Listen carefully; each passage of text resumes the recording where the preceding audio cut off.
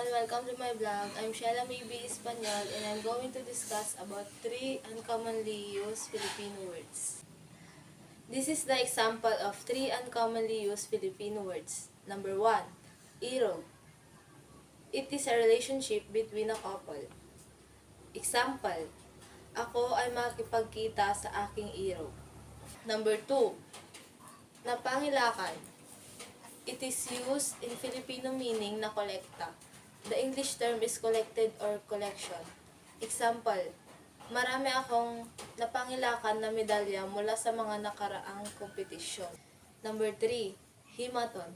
A piece of evidence that leads one towards the solution of a problem. Example, bigyan mo naman ako ng himaton. Di ko mahulaan ang bugtong mo.